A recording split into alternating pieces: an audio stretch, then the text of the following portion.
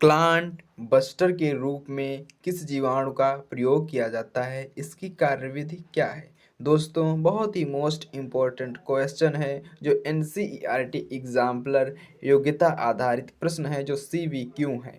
यानी plant buster के बारे में पूछ रहा है। प्लांट बस्टर के रूप में किस जीवाणु का प्रयोग किया जाता है, इसकी कार्यविधि भी बताना है। देखिए, इसमें यह नहीं पूछा है कि प्लांट बस्टर क्या है, इसमें ये कतई नहीं पूछा है कि प्लांट बस्टर क्या है। फिलहाल में आप लोगों को जानना पड़ेगा कि प्लांट बस्टर भाई है ही क्या, जिसके बारे में मुझसे पूछ रहा है ये प्लांट बस्टर क्या है, ये प्लांट बस्टर क्या है।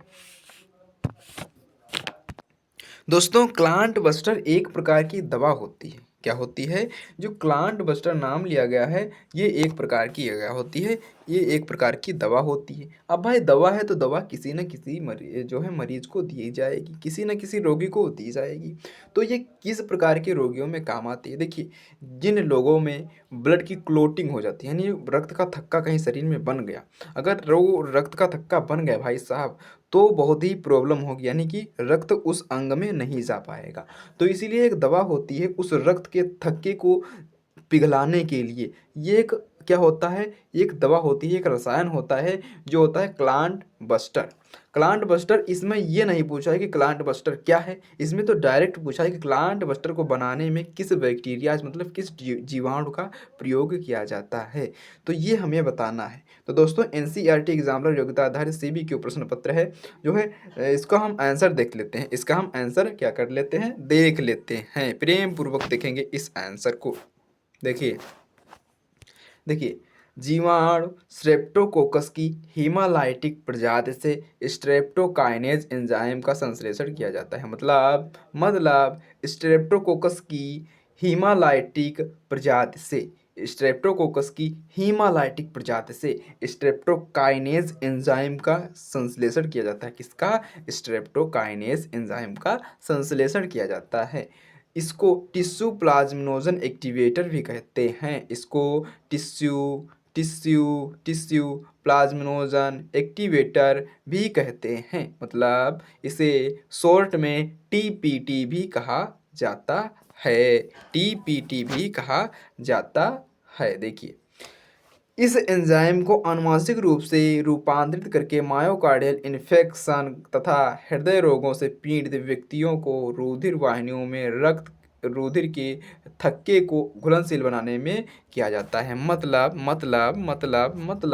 जो मैंने पहले बताया था, अन्य हृदय के रोगों से पीड़ित, मतलब क्या क्या, मायोकार्डियल इन्फेक्शन, मतलब कि हृदय में कोई इन्फेक्शन हो जाता है, हृदय में अगर रक्त पूरी तरीके से पंप नहीं हो पा रहा है कहीं, या मतलब कि कहीं ना कहीं रक्त को तो रुक रहा है, इसीलिए पूरी तरीके से हृदय काम नहीं कर पा रहा है, रक्त उसको नहीं मिलेगा तो हृदय क्या ही काम करेगा।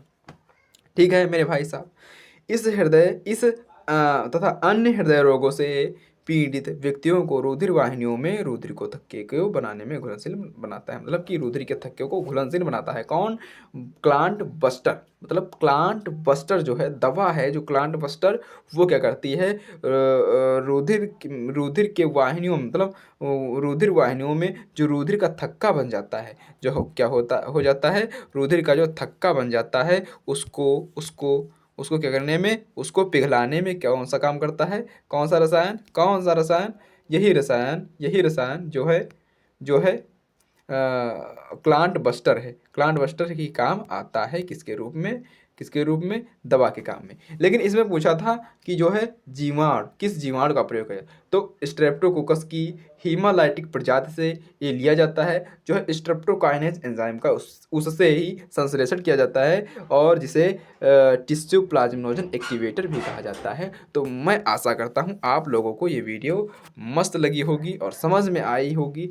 तो आप लोगों को वीडियो लाइक कर देना होगा और चैनल को सब्सक्राइब कर देना होगा। वैसे भी हमारी जो है वीडियोज़ पर लाइक वाइक नहीं आ रहे हैं, तो आप लोगों की ये जिम्मेदारी होता है कि आप लोग अपने बड़े भाई को जो है वीडियो को लाइक कर दें और चैनल को सब्सक्राइब भी कर दें।